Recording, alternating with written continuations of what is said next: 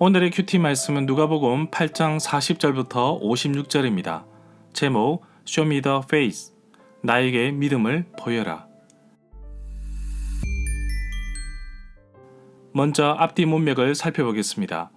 예수님께서 호수 건너편 그라사 지방으로 가실 때 호수에서 폭풍을 만났습니다. 이때 예수님은 바람과 바다를 잔잔케 하셨고 제자들에게 믿음을 요구하셨습니다. 예수님은 그라사 지방에서 귀신 들린 사람을 만났는데 귀신들이 돼지떼로 들어가길 원했고 예수님이 명령하시자 귀신이 사람에게서 나가 돼지떼로 들어가 갈릴리 호수에 빠져 죽었는데 그 수가 2,000마리나 되었습니다.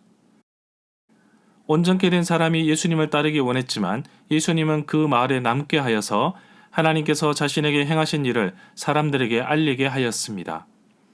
예수님은 다시 갈릴리 호수 서편 유대 지방으로 돌아오셨는데 많은 사람들이 기다리고 있었습니다. 그 가운데 회당장 야이로 하는 사람이 예수님께 나와서 자기의 외동딸이 죽게 되었으니 살려달라고 간청했습니다. 야이로의 딸을 만나러 가는 길에 12년 동안 혈루증으로 고생한 한 여인이 예수님의 옷깃을 만졌습니다. 예수님 옷만 만져도 낫겠다는 간절한 믿음이 손을 내밀게 한 것입니다. 예수님은 그 자리에서 혈루증을 고쳐주셨습니다. 그때 회당장 야이로의 집에서 사람이 왔는데 외동딸이 죽었다는 것입니다. 절망에 빠진 회당장 야이로에게 예수님은 두려워하지 말고 믿기만 하라고 말씀하시면서 직접 집으로 찾아가 야이로의 외동딸을 살려주십니다. 야이로의 딸과 예수님의 옷에 손을 댄 혈루증 여인 이야기는 마태복음 9장 18절부터 26절, 마가복음 5장 21절부터 43절, 누가복음 8장 40절부터 56절에 나옵니다. 마태복음에서는 한 관리로 소개하지만 마가복음과 누가복음에서는 회당장 야이로라는 이름을 밝힙니다. 우리가 잘 아는 소녀야 일어나라 달리다굼은 마가복음에 기록되어 있습니다. 또한 야이로의 딸이 외동딸이었다는 것도 누가복음에만 나옵니다. 각각의 복음서는 각각의 시간에 맞추어 기록되었기 때문에 우리는 이것을 공관복음이라고 합니다. 문단을 나눠보겠습니다. 40절부터 48절은 야이로의 딸과 예수님의 옷에 손을 댄 여인, 49절부터 56절은 야이로의 죽은 딸을 살리심. 40절에 보면 이 구절에 돌아오심에 라는 말은 갈릴리 호수 서쪽으로 돌아오셨다는 말입니다. 41절에 보면 무리 중에 회당장 중 한 사람 야이로라는 사람이 예수님의 발 아래 엎드려서 자기 집으로 와 주실 것을 간청하였습니다. 42절에 보면 회당장 야이로에게는 12살 된 외동딸이 있었는데 지금 죽어가고 있다는 것이었습니다. 예수님께서 야이로의 집으로 가시는 길에 많은 무리가 밀려들었습니다. 43절에 보면 무리가 움직일 때에 12년 동안 혈루증으로 앓고 있던 여자가 있었는데 이 사람은 어떤 누구에게도 고침을 받지 못하였습니다. 여기에서 혈루증에 대해서 알아보겠습니다. 생리불순으로 인한 병인데 이 병을 가진 여자는 제의적으로 부정했습니다.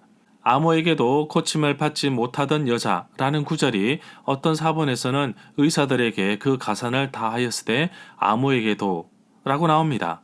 이 사본은 마가복음 5장 26절의 영향을 받은 것으로 봅니다. 44절에 보면 여자는 예수님 뒤로 와서 옷깃을 만졌습니다. 그러자 즉시 혈루증이 그쳤습니다. 여기서 옥가라는 단어는 겉옷에 달았던 술 장식을 의미합니다. 이 여인이 예수님의 옷가를 만진 이유는 마태복음 9장 21절과 마가복음 5장 28절에 나옵니다. 자신의 마음에 예수님의 겉옷만 만져도 구원을 받겠다고 생각했기 때문입니다. 어떤 사본에서는 의사들에게 그 가산을 다 허비하였으되 아무에게도 라고 기록되어 있습니다. 45절에 보면 예수님은 자신에게 능력이 나감을 아셨습니다. 이에 예수님은 내게 손을 댄 자가 누구냐 라고 하셨습니다. 많은 사람들이 자신은 아니다 라고 하자 베드로는 무리들이 밀려들고 밀려서 그랬다고 말하였습니다. 어떤 사본에서는 베드로와 및 함께 있던 자들이라고 되어 있습니다. 여기에서 옷술에 대해서 알아보겠습니다. 민수기 15장 38절부터 40절에 따르면 이스라엘 사람들은 사각형 천으로 이루어진 겉옷의 네 기퉁이에 하나님의 계명을 기억하려고 술을 만들었습니다. 바리새인들은 특히 율법을 열심히 지키는 자들로 인정받고 싶어 했으므로 옷줄을 특별히 크게 만든 옷을 입었습니다. 46절에 보면 예수님은 자신에게 능력이 나감을 아셨고 또 누구인지 아십니다. 그럼에도 불구하고 사람들에게 누구냐고 묻는 것은 손을 댄 사람이 스스로 예수님께 나오기를 기다리고 계신 것입니다. 47절에 보면 결국 예수님의 옷가를 만진 여인은 숨지 못하고 떨면서 나와서 엎드렸습니다. 지금 이 여인의 몸은 회복된 상태입니다. 그리고 손을 댄 이유와 곧 나을 것을 많은 사람들 앞에서 고백하였습니다. 믿음으로 병고침에 대해 선포하고 고백하는 순간입니다. 48절에 보면 예수님은 이 여인이 고백한 대로 선포하십니다. 여인은 단순히 병고침을 위해 옷가를 만졌다고 보지만 마태복음 9장 21절에서는 겉옷만 만져도 구원을 받겠다는 믿음의 고백이 나옵니다. 그래서 예수님은 혈루증을 앓았던 여인에게 따라 내 믿음이 너를 구원하였으니 평안히 가라고 하였습니다. 믿음으로 고백하는 순간 구원을 얻은 것입니다. 49절에 보면 혈루증 여인을 고치는 동안 애가 타는 한 사람, 바로 회당장 야이로입니다. 딸은 지금 죽어가고 있는 상황이라 시간이 촉박한데 예수님은 계속해서 길에서 시간을 보내고 있습니다.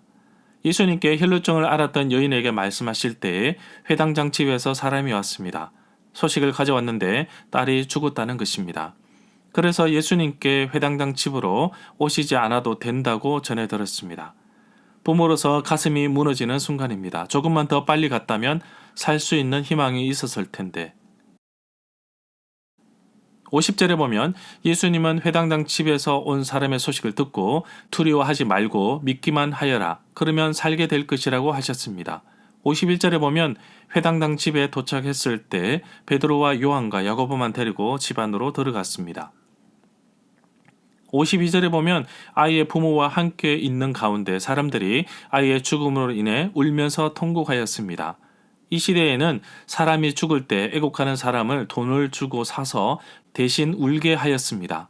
예수님은 우는 사람에게 울지 말라고 합니다. 왜냐하면 야이로의 딸이 죽은 것이 아니라 잠을 자고 있다는 것입니다. 53절에 보면 아이가 잔다는 이야기를 들은 사람들은 예수님을 비웃었습니다. 그런 이유는 아이가 죽었다는 것을 확신하고 있었기 때문입니다. 만약 비웃었던 사람들이 나인 성에 있는 과부의 죽은 아들을 살리는 광경을 보았다면 예수님의 능력을 신뢰하고 기다렸을 것입니다. 54절에 보면 예수님께서 아이의 손을 잡고 이르시되 달리다굼 아이야 일어나라 라고 말씀하십니다. 55절에 보면 마태복음과 마가복음은 단순히 아이가 일어났다는 기사만 있는데 누가복음에서는 아이의 영이 돌아왔다고 표현하고 있습니다. 영은 하나님이 인간에게 불어넣어 주신 생기를 의미한다고 볼 수 있습니다. 아이의 부모는 놀라지 않을 수 없었습니다. 예수님은 이 사실을 아무에게도 알리지 말라고 하셨습니다. 아직까지 때가 되지 않아서 예수님의 정체성에 대해서 알리지 말라고 하였습니다. 절마다 상세한 설명과 구절 해석, 핵심 내용과 중심 줄거리는 네이버 블로그에 올려져 있습니다. 내게 주시는 교훈입니다. 정말 절박한 사람이 등장합니다. 회당장 야이로와 혈루증 여인이었습니다. 시간을 다투는 야이로의 사정도 있지만 오늘 아니면 병을 고칠 기회조차 없을 거라며 기회를 잡으려고 시간을 다투는 여인도 있었습니다. 이들에게 예수님은 마지막 희망의 끈입니다. 끝까지 놓치지 않았기에 이들은 치유하심과 더불어 구원을 얻고 생명까지 얻게 되었습니다. 예수님을 신뢰하고 끝까지 맡기며 기다렸던 회당장 야이로의 모습을 보며 하나님이 나의 삶을 이루시고 이끌어 가실 것을 믿음으로 고백하며 살기를 원합니다.